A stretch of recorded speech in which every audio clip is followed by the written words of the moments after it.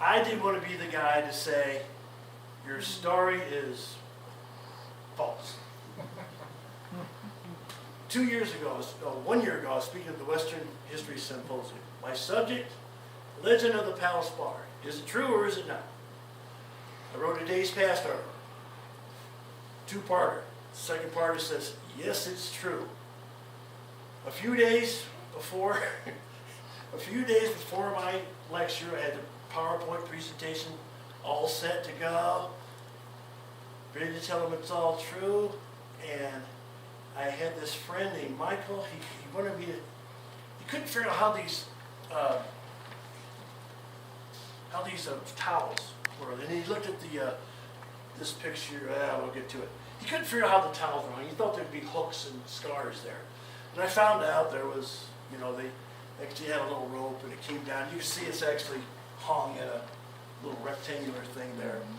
But so just in case he comes to the lecture, I'm going to show him how that was done. And I do a close-up. Well, to answer your question, there was a bar that was pulled out. You can see it right there. It was this bar here. This is 1898, 1897. Sure looks like the bar that's in there today, doesn't it?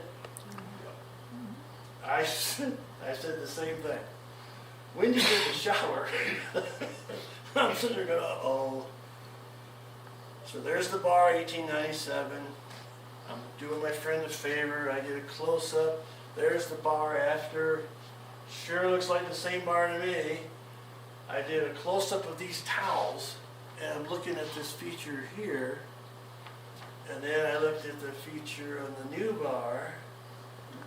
And then I looked at the feature in this one. And my heart's just dropping. I go, how am I going to handle this?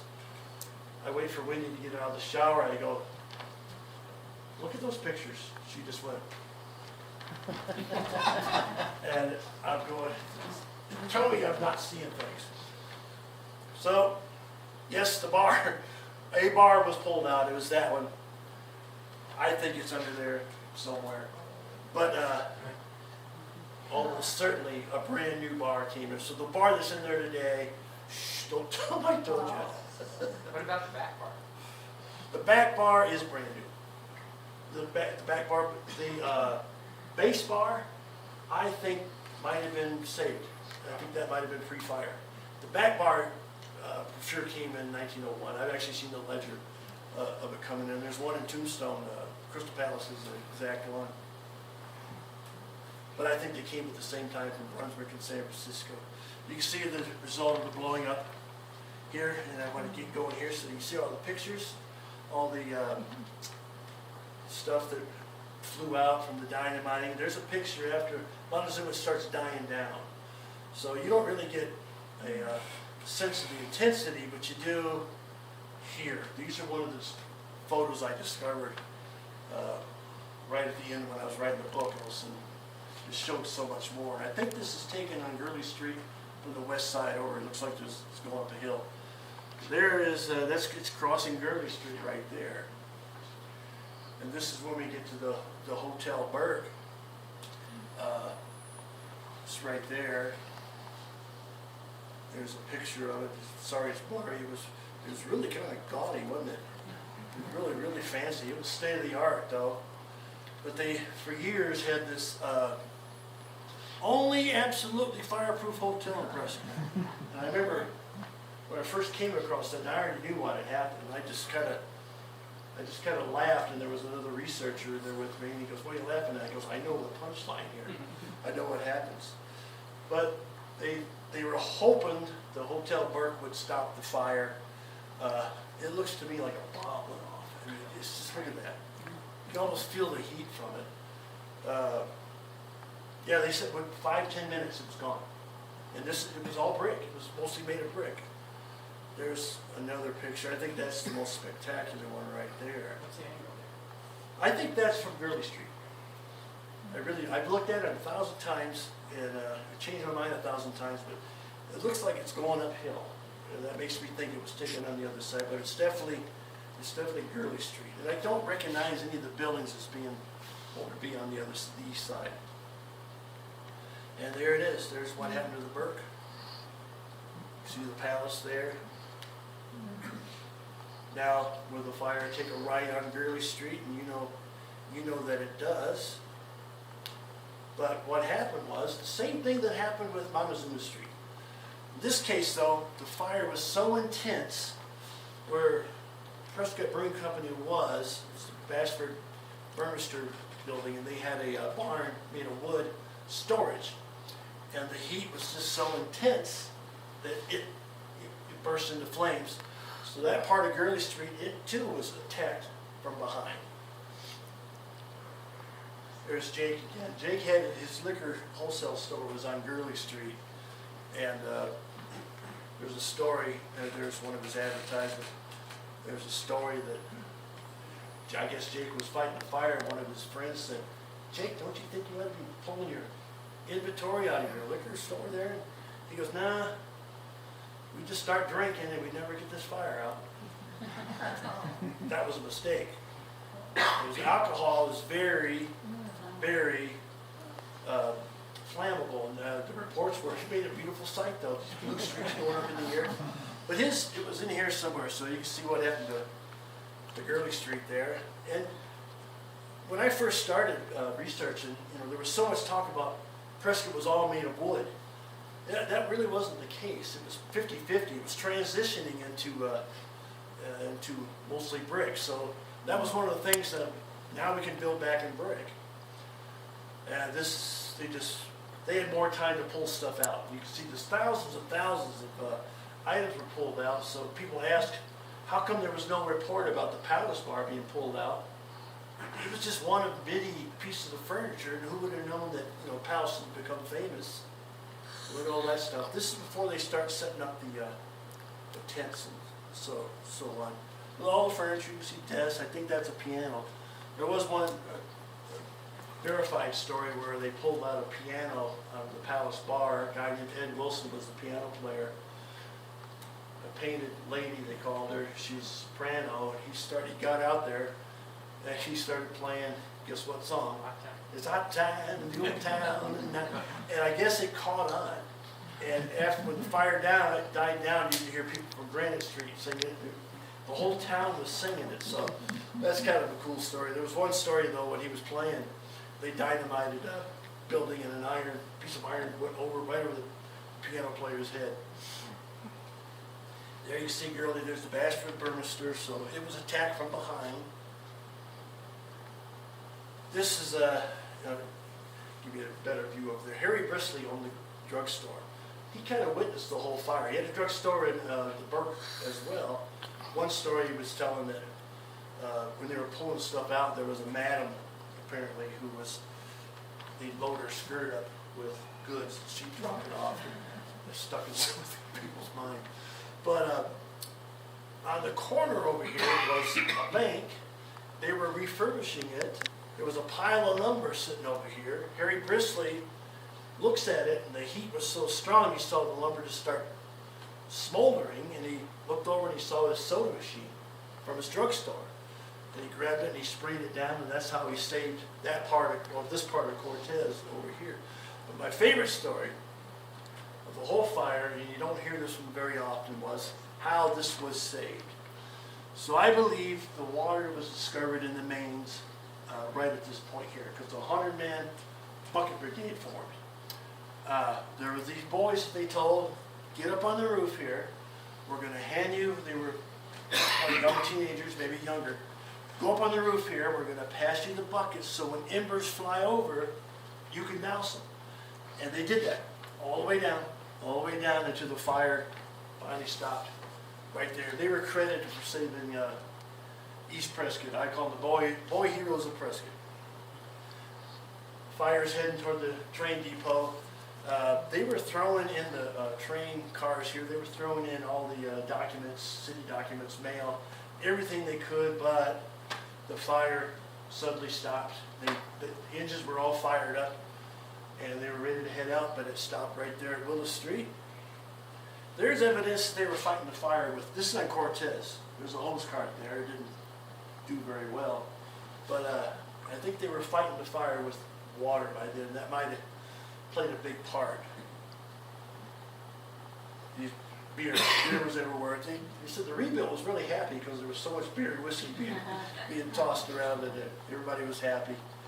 But yeah, they were so happy that the palace people were, the cabinet offering beer. Bashford Burmester on the corner there lost the most, 250,000. Sam Hills had a huge inventory, 80,000. Again, there's Prescott before, Prescott after. I'm going to run through some photos real quick here. This is from Cortez looking over. You see, it's still smoking there. The buildings are starting to go up. You see the old gazebo there. This is looking toward Gurley. Still smoke coming up in the back there. They said the next day lumber was coming out to the plaza and they were building. That was the second version of the courthouse. This is looking, I think, toward, well, it's Gurley Street.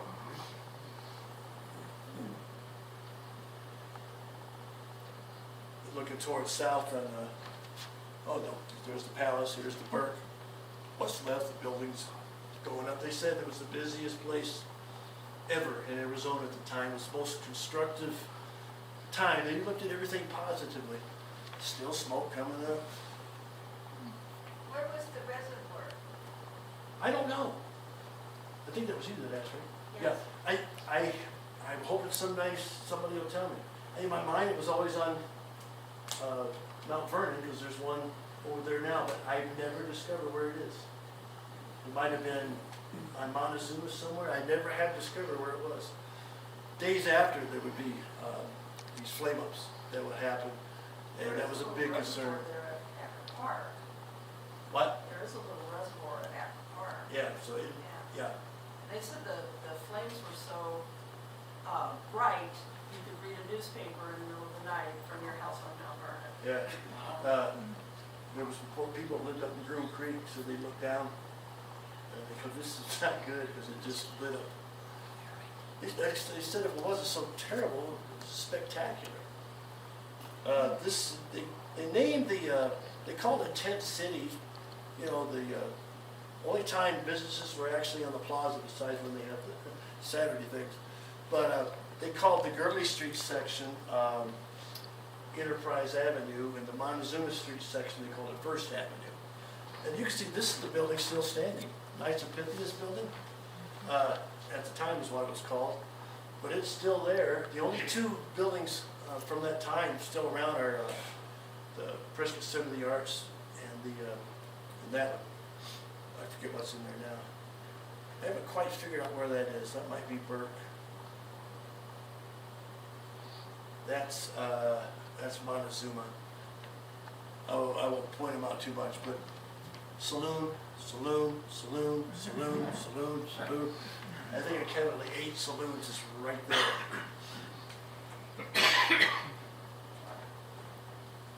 There's the cabinet right there, so that became the palace. Saloon. So the palace temporary shack was right there, so you can see it from behind. And that bar might be in there. It's Gurley Street. It's building up there. We saw that one already. There's it's Montezuma Street. Like I said, they called that the Badlands right there. The red light district was gone and Whiskey Row was gone. So that's looking from the west. But still, you can see days after, it was just still smoldering. It just tore up everything. It was terrible. There's the old courthouse just standing there proudly. You saw that one? So this is, I think you'll appreciate this story. Dennis Burke and Michael Hickey paid these boys to retrieve the bricks, polish them off, stack them. They gave them $1.50. That's a lot of money for a kid, for 1,000 bricks. But after a while, they started going, this is taking some time. So these boys would keep an eye on each other's pile of bricks, and if this guy was looking away, he'd take one. And he'd get caught. And he said there was fights breaking out all the time, and Burke and Hickey had to break up these fights all the time. But I wrote a thing about these bricks with the hotel coming in. I wanted to give testament to these bricks because a lot of those bricks you see right there are part of Hotel St. Michael. Every now and then you can see when this is burnt, you can see what it's been through. But they survived. They used a lot of the bricks. William Hardy, he's the guy who founded Hardyville, which is now Bullhead City. He was ecstatic when he saw it. These are some of the finest buildings in the world after. And that's all I have to say. So thank you very much for listening. We have talked about Doc Holliday. Yeah. What do you want to say about? I want you to talk about the next presentation for Doc Holliday and Oh, about okay, Doc Holliday's okay. birthday celebration. So June 26th at the Heritage Center, it's another fundraiser for the, that's what you wanted me to do. Yeah. We think we have enough money, but we're not quite sure if we have enough money yet. So we put the down payment on the plaque. It's being made. Then we got to pay the rest of the thing off. But we're gonna have a big event, like a dedication. But please The come. flyers are on the table within the center. Yes, sir. It looks like Doc Holliday's house was burned down during the fire. It would have been gone by then. It would have been gone by then. If you invite me back, I have pictures that possibly could be that house. I mean, I got to take a picture of the picture. And, it might be this one right there. You know what I mean? Any other questions? Thank you. I don't even know how long I went.